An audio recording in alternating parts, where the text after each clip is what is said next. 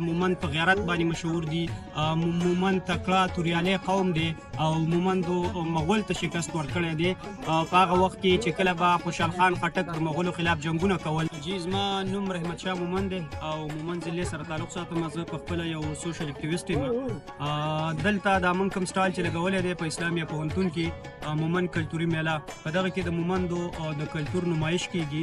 د مومندو د اتلانو تصویرونه ستاسو په مخ کې باندې لګېدلي دي. په هغې کې که تاسو وګورئ د رحمان بابا نه راواله تر ریاض تسلیمه پورې دغه ټول چې زموږ کوم هغه نوموړي شخصیات دي د هغوی تصویرونه هم دلته لګېدلي دي چې د نن دور چې کوم ځوان دی یا د نن دور کومه پیغله ده چې هغه خپل اتلان وپېژني.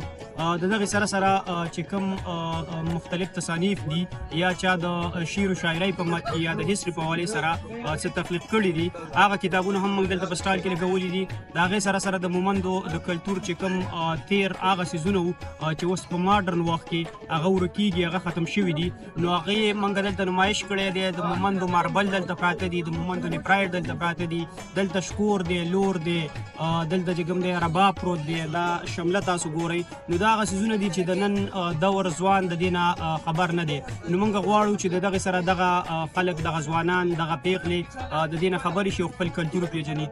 مومند د پېښور سره پیوست پراته دي او د مومندو مشهور چې کوم دي هغه میلمستیا ده. مومند په غیرت باندې مشهور دي. مومند تکړه توریالی قوم دی او مومندو مغول ته شکست ورکړی دی.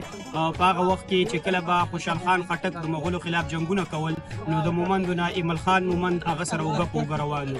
نو زه به تاسو ته لنډه دا ووایم چې په دغه کې زموږ مختلف څیزونه تاسو چې وکتل کوم چې زموږ د کلتور سره وابسته دي، نو د دغې نمایش هم کړی دی او غواړو چې زموږ ځوانان او زموږ پیغلې د دغې سره بلد شي.